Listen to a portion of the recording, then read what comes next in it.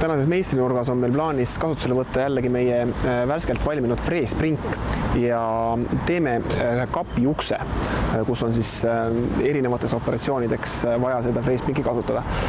Selleks läheme valime kiiresti puumarketist materjalid ja siis naaseme töökotta.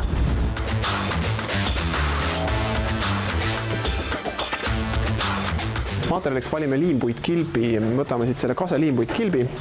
Valmis kilpi on hea kasutada, siin pole muud kui juppideks lõigata ja uks kokku panna. Mõned saated tagasi saime oma freesipingi valmis, nimetame seda kas või freesikapiks, sest nüüd on vaja meisterdada ka kapiuksed. Kapiuste valmistamisel selleks, et teha sellised traditsioonilised raami ja viilungiga uksed, on tegelikult vaja meil 3 freesitera. 2 freesitera on siis selleks, et valmistada ukse raam ja 1 freesitera on selleks, et valmistada viilung.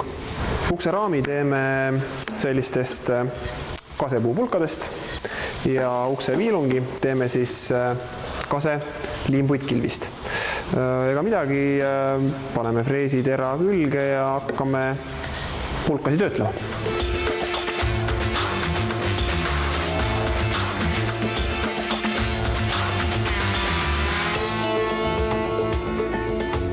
Järgmise asjana laseme horisontaalsed tükid pikkusesse, siis sobitame nad vertikaalsete tükkide vahele ja alles pärast lõikame pikkusesse vertikaalsed tükid.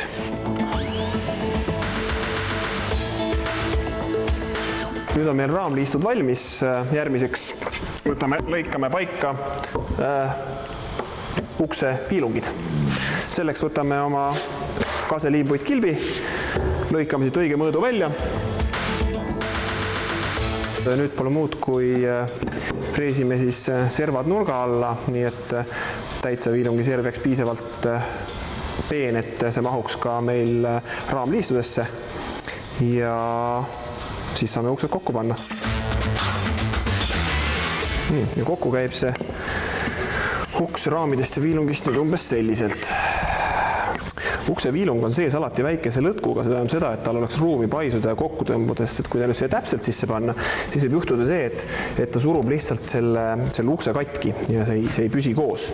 Aga kui me jätame talle sinna väikse mänguruumi, 3-4 millimeetrit, siis ta saab selle suuruse juures piisavalt paisuda ja ei lõhu ust ära.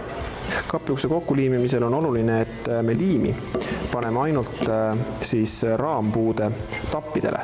See raampuude tapi liimühendus on piisavalt tugev, et see peab selle ukse kenasti koos, sellepärast muretsema ei pea. Ja kindlasti ei tohi liimi panna siia selle soone sisse, kuhu läheb viilung, sest viilung peab jääma raami sisse lahtiselt. Just nimelt sellepärast, et ta saaks paisuda ja kokku tõmbuda. Liimiks kasutame hiljuti nähtud SV kiiret liimi, siis me saame selle ukse kiiresti kokku ja peaks ka olema väga tugev, nagu me nägime.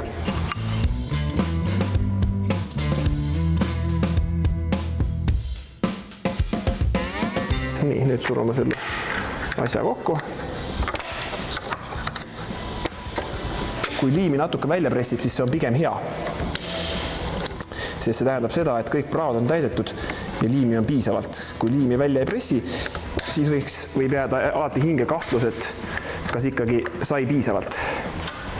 Selline siis üks viilungiga kapiuks võiks välja näha. Siit edasi on nüüd ainult hinged külge ja kapi sisse sobitada.